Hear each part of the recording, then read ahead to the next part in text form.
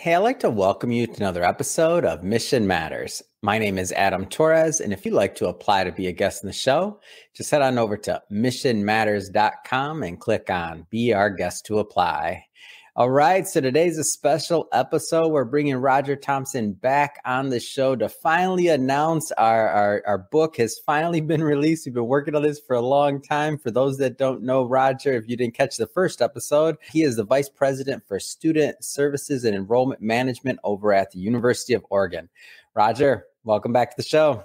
Hey, it's great to be back with you, Adam. Happy New Year. Happy New Year's and a great New Year it is. Nothing makes me happier than a new book to promote and having an author on the show. So I'm excited to have you back. We were saying the warm up. I'm like, man, it's like we're getting the band back together. I'm excited to hear a little bit more about what's going on in your year, plans for the future. Of course, we're going to do a deep dive into the book on this episode and talk more about your writing, but you already know the drill. We'll start this episode the way that we start them all with our Mission Matters Minute.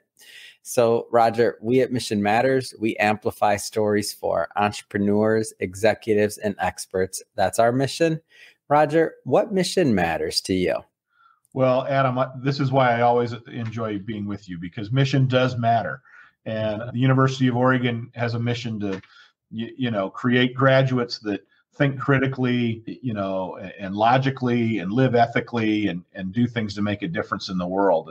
And that mission is something that I identify with. And when I think about my own mission, I want to develop leaders. I want to help create a better place, a top-notch organization where our people want to be part of our team, and empower people to be their very best selves and to make a difference in the work that they do and to impact the students and families that we see in higher education. So I'm really excited to be with you. Mission matters. It's the key element that I think sometimes doesn't get enough attention. And so it's just fun to be back with you and excited to talk about this chapter and things that I wrote. Should be fun. So looking forward to it. So to get us kicked off, Roger, I don't want to assume that all our new listeners or new viewers caught maybe some of the previous work we've done together. So maybe go into your background a little bit and really how you got started in higher education. Sure. I mean, I've been in higher education over 30 years now, which is kind of surprising to me. But it began, I think, because lots of like many people that go to college, I had great mentors. I had people that really believed in the things that I thought were important and encouraged me to pursue my career. So that began at the University of Central Missouri and moved on to the University of Southern California. And then I really got into the enrollment piece. And I loved connecting with students and families and talking about a student's future and what they might want to do. And that led me to the University of Alabama. And then I had a good time there, 8.5 years or 4 football coaches, depending on how you'd like to measure it. And then I went to Indiana University, and it was a great place. And I've been at the University of Oregon for 13 years. Throughout, I think I've always tried to empower people, create a strong work environment, a place where achievement matters. We don't confuse achievement with activity. There's a difference. And so we're about achievement. And I've just been very fortunate. I've had the chance to meet lots of wonderful people and be mentored by some great leaders. And hopefully I'm making a difference with my team and enabling some folks to be leaders too. So that's the very quick wrap on how I got into higher education and the difference I'm trying to make. And throughout your career, one of the common themes is that you've been for many of those years really at the forefront of admission, of growing and attracting the right students to the universities that you were representing. Tell me a little bit more about that. Yeah, I've been very fortunate at each of the places where I've been responsible and in a senior leadership role, University of Alabama, Indiana, and at Oregon. We've done things that have been unprecedented, Adam. We've set records at each of those places that had never been broken. And those are universities that have been around for, since the 1800s. Yeah.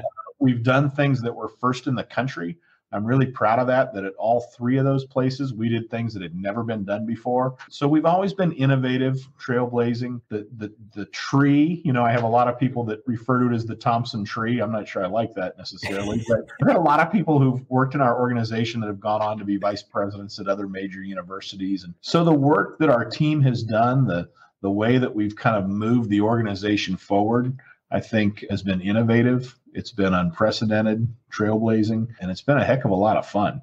And so it's really been it's been terrific. And all three of those schools are such great schools. I loved every one of them. So it's been a really, really good ride, and excited to see what 2023 brings for us, But setting lofty goals and achieving them, oh my gosh, that's one of the best things you can do in your life. There's nothing better. It's just fantastic. And if we could put that in a bottle, Adam, and give it to middle school kids, I'm telling you, we wipe out a bunch of problems, because it's really powerful stuff when you set a big goal and then you accomplish it. What's one of you've been, in a position of leading and managing large teams for a long time, specifically in the collegiate, atmosphere. What's one of the things that draws you to the collegiate atmospheres, and just kind of one of your favorite part about working with the faculty? Yeah, it's a great question. It gets back to the mission. I love the mission of higher education. We help young people dream and aspire and imagine a future that sometimes they can't even define. And that's a fantastic process to be involved in. And so that drew me. Like a lot of people, I say I loved college. I loved my own college experience. So I don't know, maybe I never wanted to leave Adam. Like I'm still walking around college campuses and still love it. So, but that difference, we get to interact at a time that's really transformational for a student, right? That move from high school into college. And I really believe that, we've all heard the story, or maybe experienced it ourselves, of that faculty member or that administrator, that leader that makes a difference in a student's life. And many times you don't even know when that's occurring, but it happens often. And that's what keeps you coming back. I'm really proud, a student that I worked with years ago, she's one of the best students that I ever worked with, one of the best.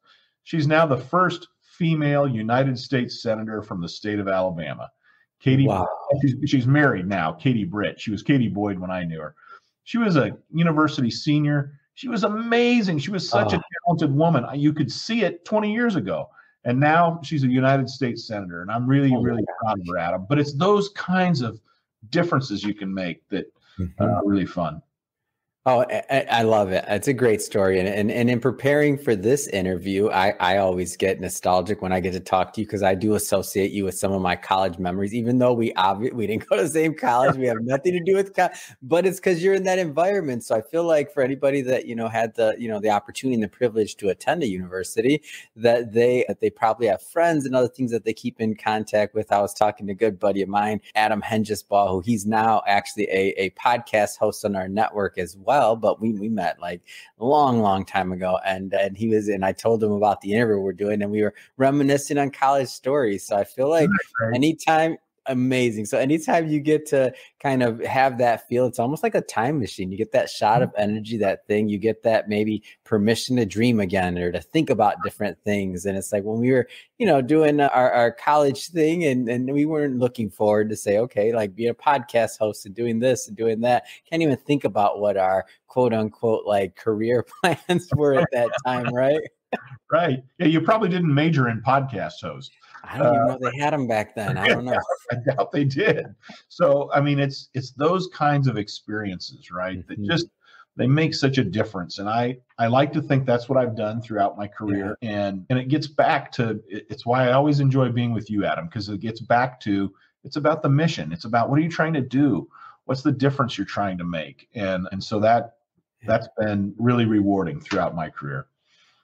So let's switch this up a bit. And Roger, you should not have told me about the Roger Thompson tree. That's immortalized. That's forever now in my mind, and it will be referenced. And now it will be throughout all interviews we ever do. I promise. Sorry, but that's immortalized now. But it wasn't already. But I want to jump around a bit here, and let's dive into the book. So 3 components of strong leadership. So a lot of different. I mean, you have a wide breadth of experience. Of roles, of things you've done, and responsibilities. Why did you feel it was important to present this topic for our latest release? Yeah, thank you for asking. I think leadership's the core of what makes successful organizations, right? And as a sports fan, I always say, if you don't believe leadership matters, look at what happens when coaches are changed sometimes, right? A program can go from not being very successful to being highly successful in a year or two. Leadership matters. And so when I thought about this chapter, for me, I wanted to write about what are the components that make a good leader? What are the things that are important? And I talk in the chapter about, the best resource you have is your human resources. Mm-hmm. And I read this from Jack Welch, a former CEO of General Electric. He wrote in his book that nothing was more important than hiring. I read this probably 20 years ago. And when he was CEO at General Electric, a major company, wow, he would interview mid-managers. People say, "What are you doing? You're the CEO." And he'd say, "I'm creating the culture. This is what makes a difference in the organization." And so some of those leadership topics, things I've thought about and studied over the years, that's what I wanted to convey in the book. And the idea that it's not just that leadership matters, it's how do you interact with your team? How do you build a team? How do you support a team? All those kinds of things are what I was trying to get across in the pages. And it really does matter. You won't accomplish anything if you don't have a good team and if you don't have good people with everybody rowing in the same direction, really clear on the purpose and how we're going to get things done. That's what makes a difference. And so that was kind of the goal of taking on sort of leadership as the topic, because I think it's the core of what makes successful organizations. Yeah.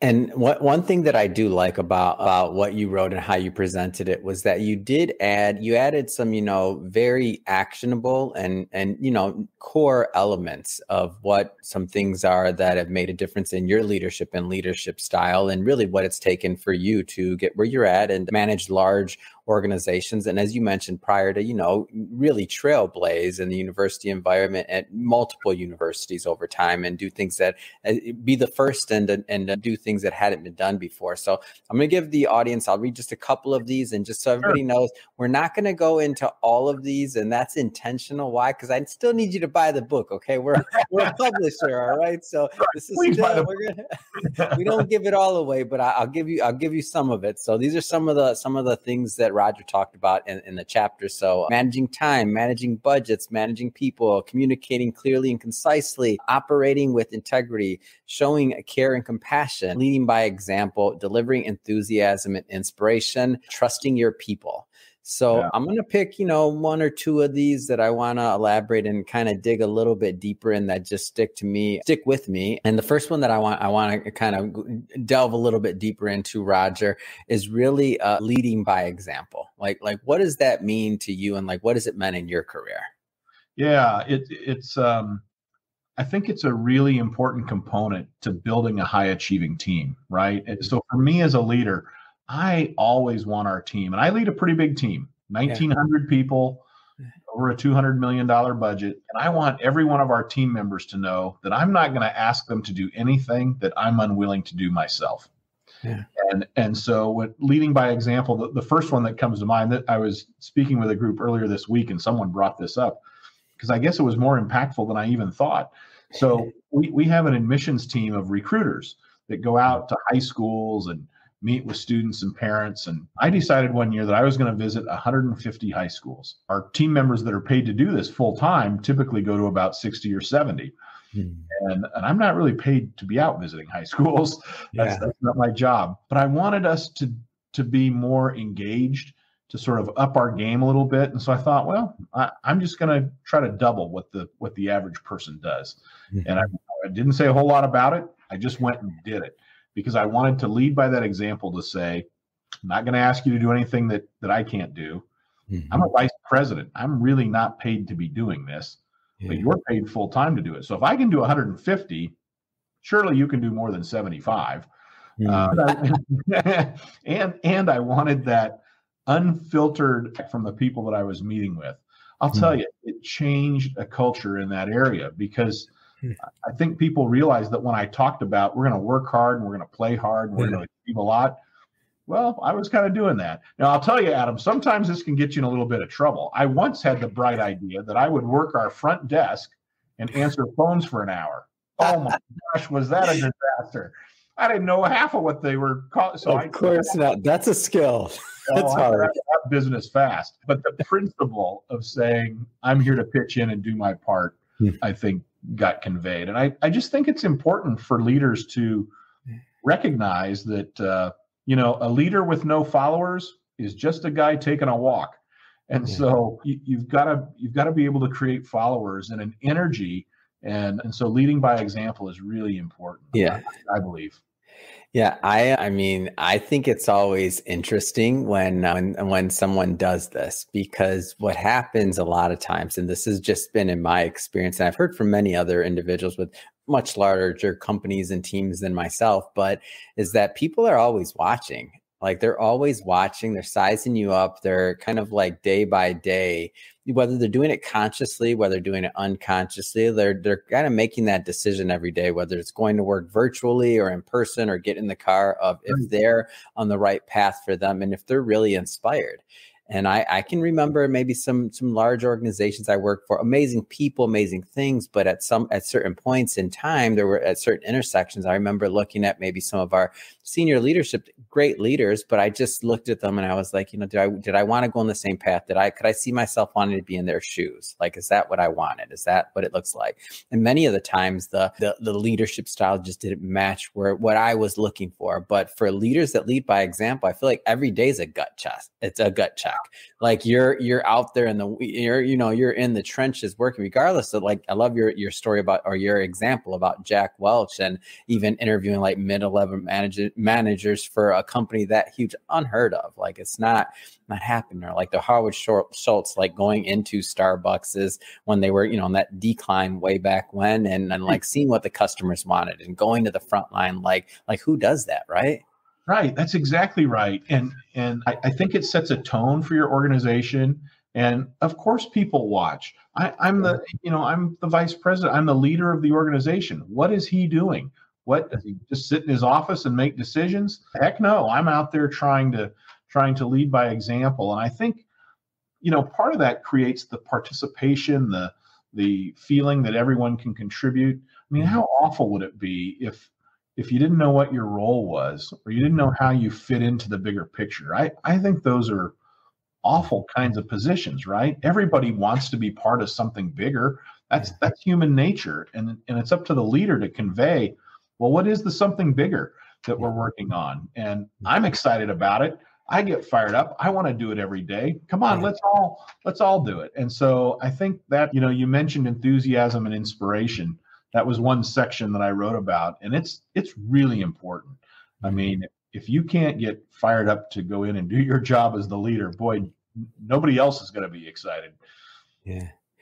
So another one that I like, and we're gonna get a little bit more nuts and bolts on this one, but managing budgets. So especially like you mentioned, big team, 1,900 plus, 200 million plus budget. So let's talk to the small business owner for a little while here. And so maybe that would be earlier in your career, a little bit of a smaller budget, right? For whatever you were stewarding. Like how important are the budget, the mechanics, and like really the operation side of things, and how does that relate to leadership? Yeah, it's a great question. Great question, Adam. Budgets, in my mind, are the financial reflection of your priorities and values, right? I mean, if you don't spend money, if you just talk about it and you don't spend money on it, well, it must not be a priority or a value. So I think budgets are a reflection of what your priorities and values are. And whether the budget's a really big one or a small one, here's the first tip I give to every business owner. I've yet to work for a university that thought they had enough money. I haven't met one yet. And so every organization, I think, always believes they need more resources, right? But the good leader strategically uses their resources in a way to maximize them and to support what their goals and ambitions are. And so I'm 30 years of managing budgets. I've never been in deficit. Every year we balance. I always kid our budget people that for every nickel we receive, I want to spend a dime. But we got to figure out how to balance it, how to prioritize, how to make sure that we're investing in the things that are important. And it's why I come back to that old, it's actually a John Wooden, the famous coach at UCLA. He had a quote that said, don't confuse activity with achievement. There's a difference, right? And so I tell my team, if we're talking about activity, well, a hamster runs on a wheel really fast. That's a lot of activity, but they don't go anywhere.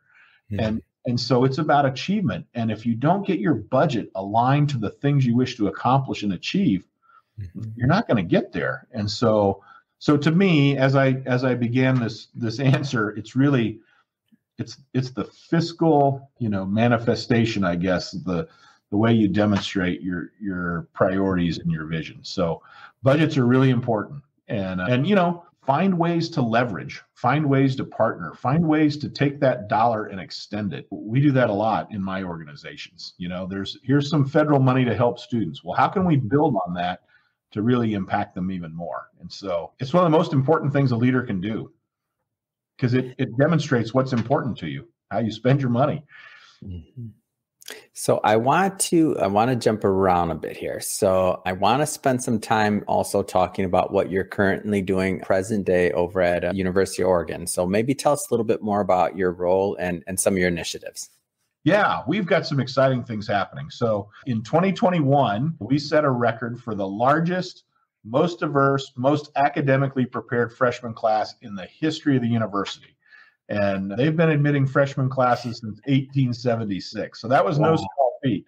But guess what? In 2022, we broke that record by over 700 students. So from an enrollment standpoint, I'm really proud of our team. And this year looks like we're already tracking well ahead of where 2022 was. So that's really exciting news. We've got a big project. This was a vision that I wanted to bring to reality for some time. It's called our Housing Transformation Project. And what we did was we're taking down several of the oldest buildings on campus, the oldest residence halls. I sort of compare them to a DC-10, DC-10s used to fly passengers around, but none of us get on a DC-10 anymore. They were built in the 50s, as were these residence halls. So we're knocking those down, eliminates deferred maintenance, where we were spending millions of dollars on deferred maintenance, and we're building beautiful structures in their place, which has transformed the eastern part of our campus. We've opened one of the buildings already. It's our most popular residence hall on campus. We took dining to a whole new level. We have what we call Pacific Northwest Marketplace in there. You can get Japanese food, Indian food, Italian food, vegan, vegetarian, what's the normal things you might find. And we opened a state-of-the-art student welcome center. The next two buildings in this project, Adam, will open this fall 2023. That's been a huge project, really exciting, $220 million project, and it's about to be completed. And it's just changed a whole section of the campus in a way that is even better than what we imagined. So we've got, we just expanded our university health services. So our team of doctors and nurses and all those folks that take care of 23,000 students have new space, expanded space, nicer space. We got a lot cooking, and it's fun. We're making a difference, and you can see it in the way that our students and parents view the university every day. Wow. And so amazing to hear, number one. And I think about your growth overall and the numbers that you're hitting and the increasing enrollment, numbers, and how you're even beating those numbers, right? And I think everything that you said, I'm sure this all plays in the mix.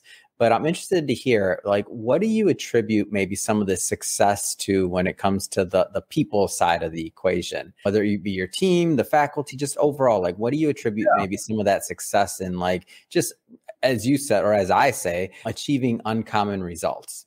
Yeah. Oh, I like the way you put that. I think it always comes down to team. I like to think I'm a good leader. I know how to surround myself with good team members.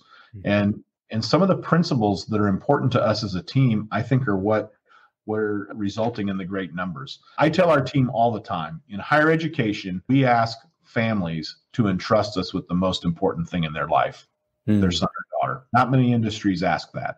In fact, I would argue that's the most important question, most significant question one person can ask of another, to entrust us with what matters most to them. And if you start from that foundation, Adam, if you start from that base principle of this is the business that we're in, I think it changes the way you look at everything else. And I think it develops the interactions that make a difference for us, right? I probably shouldn't have said this. All these people are going to watch your show and now they're going to know the secret sauce. But it really is. It's that human connection and understanding the important role that we play. And our team is fantastic. You know, I had a colleague that I hired, one of our associate vice presidents, not long ago. And it's really funny because I said to her, I want you to come be part of our team, and I'm going to give you a blank canvas and all the paints and all the brushes, everything you need. And I want you to create a masterpiece. And she looked at me and she said, Roger, that's really empowering. And I said, yeah, you're talented. I want to support you and help you and enable you to do that.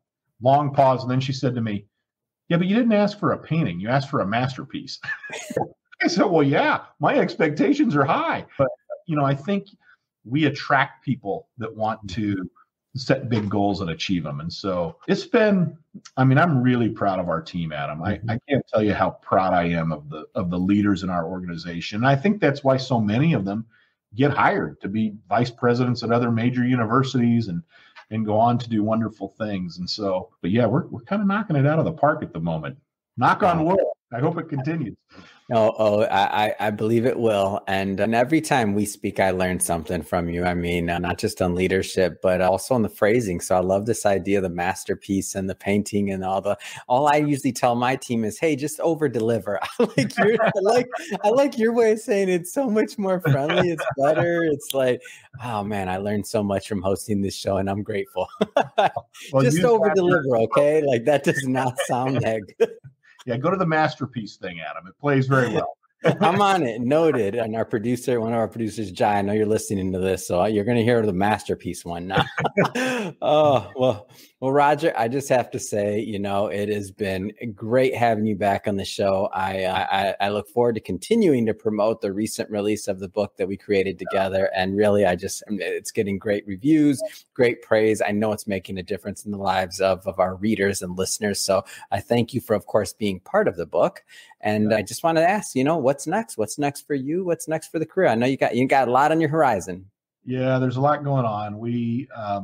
I think what's next, and let me just say, it was a pleasure to be part of your book, Adam. And please, people out there, purchase the book wherever books are sold. It's available. Go get it. You know, I think next for me, I mentioned the housing transformation project. We'd like to get that wrapped up. We're going to keep setting lofty goals, and we're going to keep pushing ourselves to be an ever better organization. And we'll take a moment to celebrate, as we always do, the accomplishments. But I think for me, it's how can I be even more impactful? How can I take the areas that are my responsibility? We're cutting edge. We're doing things unprecedented. How can I take that and just be more impactful in new and different ways? And that's kind of the goal for me in 2023. And I'm excited to see what that looks like. I don't entirely know, but I know we've got a good team and we'll continue to make a difference. And thank you so much for having me on. It's always great to see you too, Adam.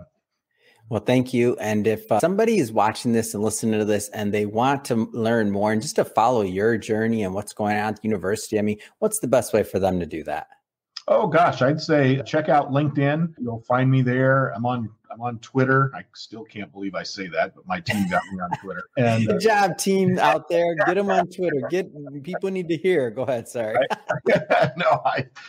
So those two places for sure, they can hit us up, and of course they can always go to our website at the University of Oregon, ssem.uoregon.edu, and there's lots of information out there about who we are and what we're doing. So any of those places, please let me know if I can ever be helpful to your listeners and the readers and all the rest. Wonderful. And we'll put all that information in the show notes so that everybody can just check it out, click on the links. And speaking of the audience, if this is your first time with Mission Matters or engaging with an episode or listening to one, we're all about bringing on business owners, entrepreneurs, executives, and experts and having them share their mission, the reason behind their mission, really why they do what they do, what gets them fired up to go out there into the world and make a difference each and every day. If that's the type of content that sounds interesting or fun or engaging or exciting to you, hit that subscribe button because we have many more mission-based individuals coming up on the line and we don't want you to miss a thing. And Roger, again, really been a pleasure. Look forward to the next time we get to work together. Thanks again for coming on. Yeah, thank you, Adam. Great to be with you.